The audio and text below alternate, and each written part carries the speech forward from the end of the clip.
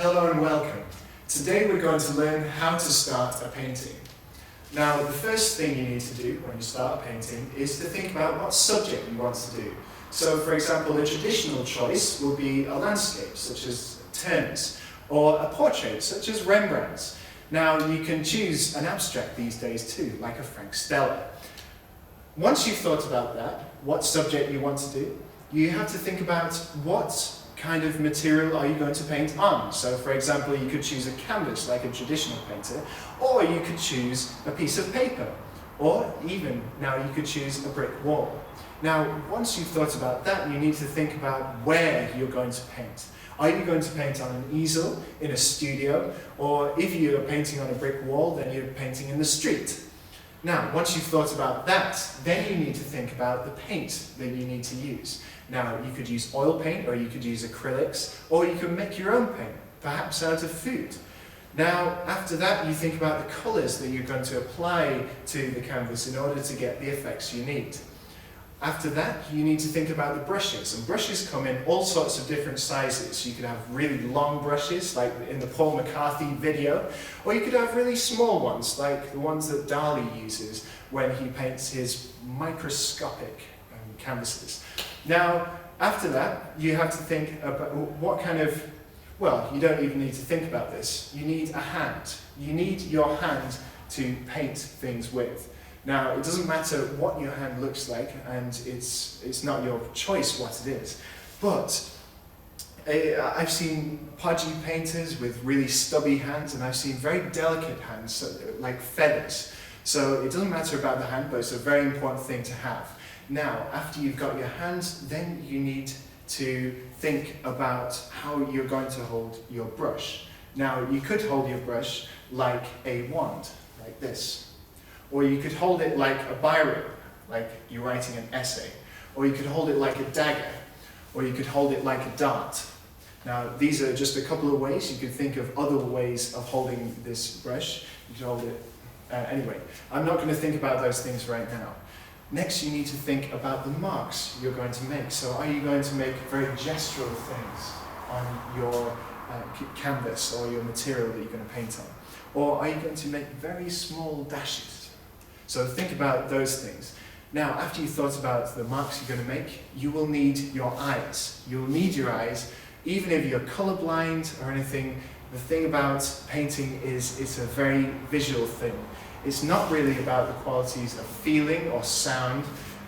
It is a little bit, but they're more maybe, well, sound is more musical and the feel of things is more sculptural. So painting is all about the visual, and so that is why you need to have those eyes. Now, after that, you need silence. So the silence is about thinking about what you're just about to do. Now, you need to get it very clear in your mind. All of these factors, all of those factors must be there. Now, I'm going to show you what factors I have. Now, down there, I have a canvas just sitting on the floor. In fact, I'm going to replace this sign with that canvas right now, so you can see it. Now, this is a cheap canvas that I bought, but for my subject, it's okay. Now I'm using this canvas as a prop for this performance that I'm doing now.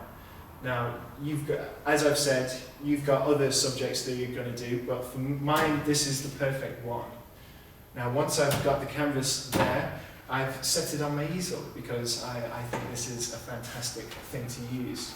I just think it makes a very beautiful prop. And so after that, I've got my paint. Again, very bold colour there, not mixed or anything, but that's the colour as well that I want to use. And I've set it on a Perspex plate rather than a jar. So after I've thought of that, then I've got this brush here because it's nice and easy to see. And it's also, it looks like a very powerful thing. And as you saw, I picked it up with my hand. Now I picked it up with my hand and I'm going to hold it like this. Now it's like you'd hold a hammer, I guess, but that's how I'm going to hold it. Now I need to think about the marks that I'm going to make on this canvas. And the marks that I make need to really stand out. So I think I'm going to brush it straight across the center here, just like that. Very delicately, I'm not sure. I'm going to think about that whilst I have that silence that I talked about before. Now, I have my eyes, and they're ready, and they're waiting, and they're looking at the canvas now, and they're looking at the brush, and they're looking at that paint. And I'm going to put this down now because I'm going to have a silence just before I start to make this painting. And it's very important to focus before you make big decisions, like starting this thing. But hopefully this will demonstrate how you can start a painting. I'm going to have my silence, and then afterwards I'm going to have a short pause after I finish the painting, and then I'm going to end my video. Okay, I'm ready to begin.